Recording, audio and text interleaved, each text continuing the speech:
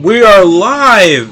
We're gonna go over the Royal Rumble. Now, I've displayed my opinion over the Royal Rumble. It's not for the newest guy to win it. It's for the most over wrestler to win it with a person that they feel is gonna be the future most over person.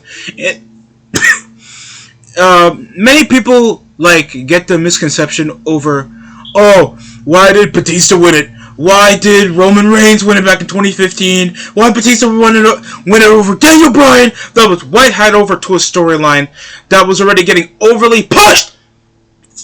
With hot potatoing the world title with Randy Orton, literally picked up one of the biggest feuds that was garnering over the viewership on Raw with Bray Wyatt. And he was already a level around Cena. What would be the reason when he's already a champion and and just automatically was going to get pushed either way? Even when you win the Royal Rumble, that doesn't mean you're certified a main event spot. To think now over the brand split, most of the legitimate talent you can even build, and I'm going to say this, and this is going to be very honest. I don't care what anybody says. Roman Reigns and Batista were good choices for the 2014 and 15 Royal Rumble winners because they had more selling than Daniel Bryan. They were more profitable, especially over Roman Reigns' standpoint. From around 2014, he was one of the more over guys to get pushed over to the main event that the fans were actually supporting around that time. So why not give him the Royal Rumble win? Nobody else was more over to be a legitimate bona fide star either than Daniel Bryan, either CM Punk or Ryback, especially over the bona fide mid-carders we had back over in 2014 and 15. So why not try to push up a guy that has a ceiling, looks good, could wrestle, actually gets good pops whenever and doesn't even bring up a bad match?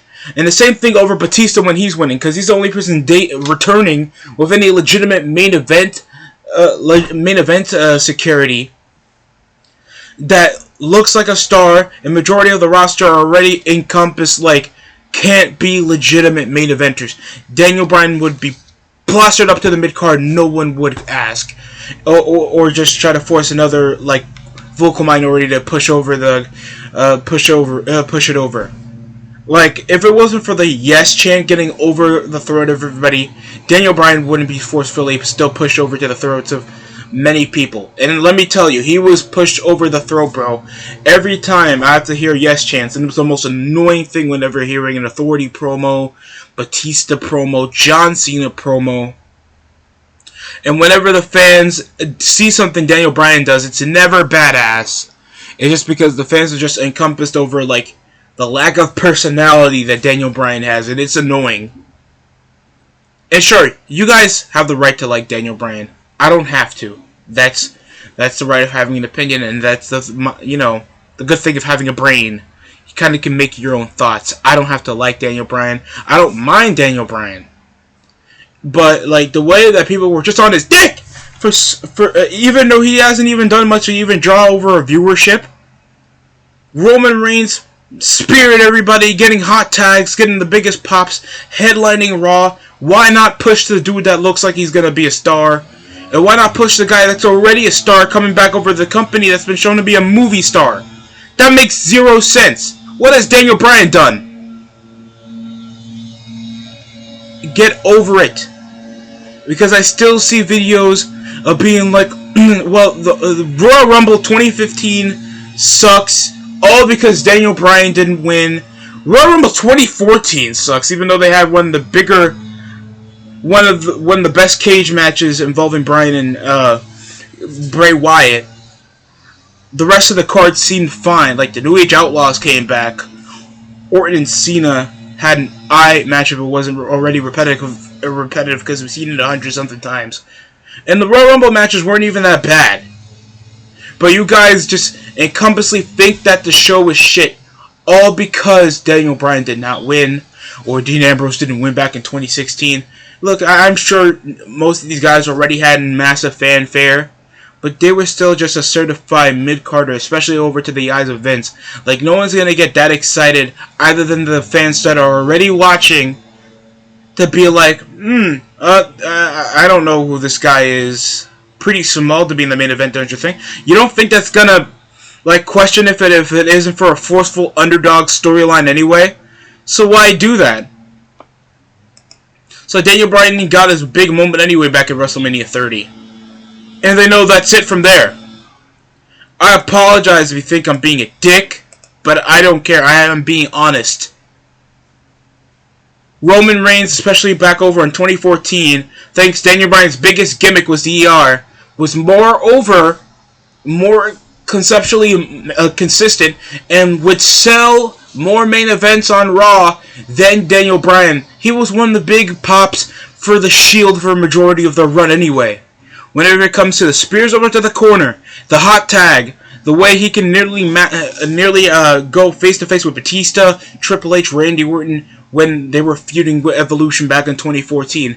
Roman Reigns was, I think, the bigger fanfare in the Shield on Raw, and for a majority of people, I think more potential was in there. Now look at him. He's headlined majority of the Royal Rumble, beat The Undertaker, finally beat Brock Lesnar, is a unified champion, and is still at least one of the bigger draws in the company. He's one of the reasons why people even care about SmackDown still. And Daniel Bryan is in literally a group called the Blackpool Fight Club. Yeah, something that sounds English with Jon Moxley. And don't get me wrong, Daniel Bryan has his positives, and I feel like he's a decent worker, pretty good on the mic, and when he's given the right creativity, and this is the guy who neglected his little vegan, like, oh, you're vilifying vegans. Nobody likes vegans, Daniel. That's why you got heat. You just saying that you're a badass fighter while just rapidly elbowing somebody is not going to put tickets in the seats. People want to see a vegan get beat up. That's what Vince probably was dealing with backstage. That's what Laurinaitis was dealing with backstage. And he has the right not to win the Rumble. And it doesn't even matter winning the Rumble anyway, because that doesn't certify you being a top star when you always win the Royal Rumble. Sheamus and Alberto Del Rio won the Rumble, and guess where they are? One's probably going to get arrested again, and the other guy's still in mid-card with the Peaky Blinders gimmick. Shinsuke Nakamura's probably going to get released in 6 months. You're not certified stardom when you win the Rumble. It's guaranteed off your own ability if you want to get over, and it's going to be guaranteed off your own ability, experience, your draw factor, and your charisma if you want to actually build yourself up in the business. And that's the rough side of life. If you're not doing stuff that doesn't make you look untouchable, you're just like anybody else and you're going to get released. That's just how life is, sucker. I can't explain that any more nicely as I already did.